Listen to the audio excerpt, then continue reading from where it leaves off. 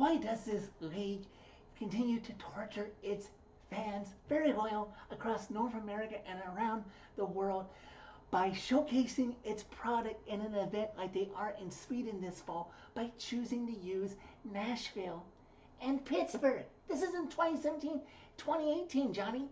I don't know. Why don't you tell me why this team decided to be such a stinker and be tanking this season after such a promising end to last year? You ever just want to get down on one knee and thank the hockey gods upstairs that Phil Forsberg is a Nashville Predator? Hey everybody, it's Jersey Guy.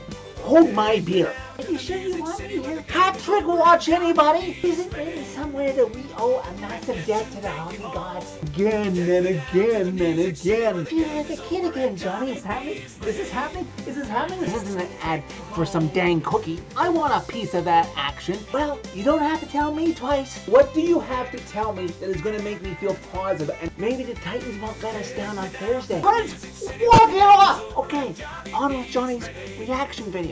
Redemption take you home. Preds lose 4-1 to the St. Louis Blues Tuesday night inside Bridgestone Arena on the back of a 2-goal performance by Jordan Kyrou. After winning 4 games in a row, the Preds have now lost 3 games in a row.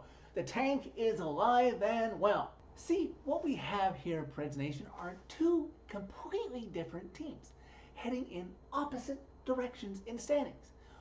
We have the St. Louis Blues, one of 4 teams fighting for just one playoff spot, wild card spot number 2 in the Western Conference. While also over here, we have the Nashville Predators, who lost again, one of 3 teams fighting like hell to get as close as they can to get the best lottery odds to pick first coming out of the NHL draft lottery. Oh, what fun it is. About 6 minutes into the second period, there's a play behind the Blues net, and McCarron decides to lay out a hit, a little borderline dirty on Buchnevich. There's repercussions, there's a scuffle, and McCarron has to fight, and the refs want to review the penalty on McCarron. Now, I take no issue with the act of reviewing it, but if you've watched my channel with any regularity this season,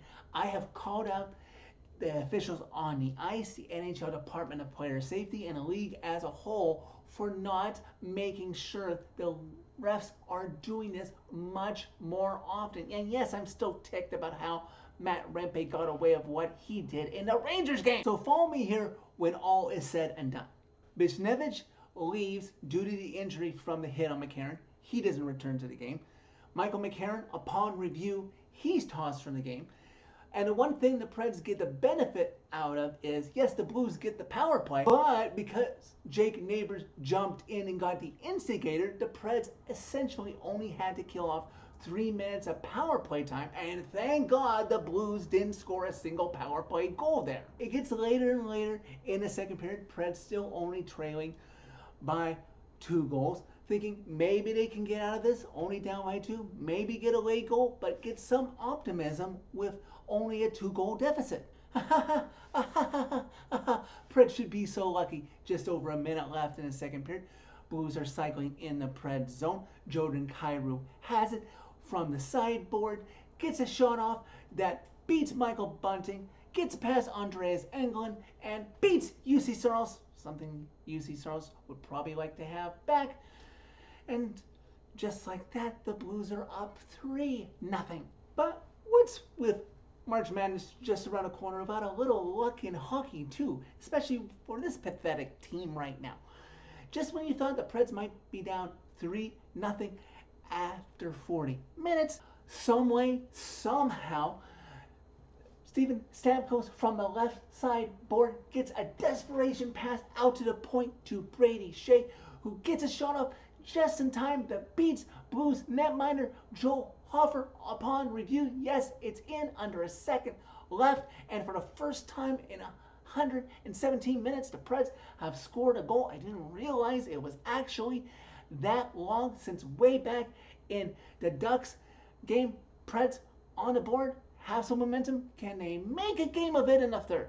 No, they cannot make a game of it, and this is where the league loses me once again. So just 2 minutes into the third period, literally right in front of the Preds bench, where every member of the Preds coaching staff and every Preds player dressed in this game who's sitting on the bench or on the ice with him, sans Michael McCarron, who's back in the Preds dressing room, can see plain as day when Tyler Tucker of the Blues lays out Luke Evangelista. And it's not just any ordinary hit, it's with his elbow! Cole Smith comes to his teammate's defense and fights Tyler Tucker, and out of all of this, the Preds just get an additional 2 minutes.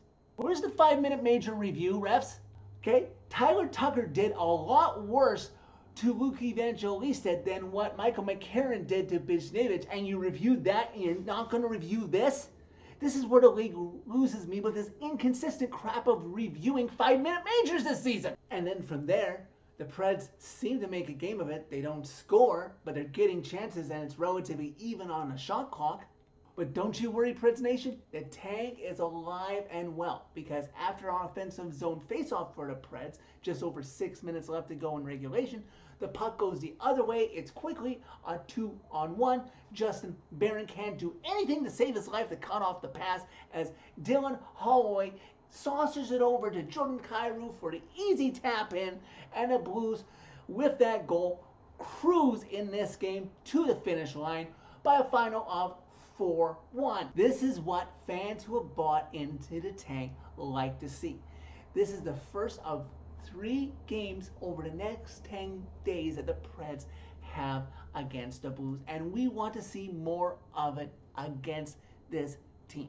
In fact, if you look at the remainder of the Preds schedule for the entire month of March, they only have 1 team left that is not relatively close to fighting for a playoff spot right now. The majority of this fan base, this loyal fan base right now, should be rooting for no more than 1 win for the rest of March. It's all about short-term pain for long-term gain. The Anaheim Ducks come to town on Thursday. As much as this might taste like vinegar to me and many other loyal members of the Loyal Legion and this fan base, and 2010s me would probably want to kick my butt right now for saying this, but lose to the Ducks on Thursday. So that's it for this video. Thank you very much for watching. As always, click a like if you like this video. Click subscribe if you really liked it. You can find all my previous videos and interact with me on social media at any time during any Preds game or any Preds news that breaks by clicking on a channel name. Tell all your friends about Redemption, and 15 more miserable regular season games left to go with this team this year.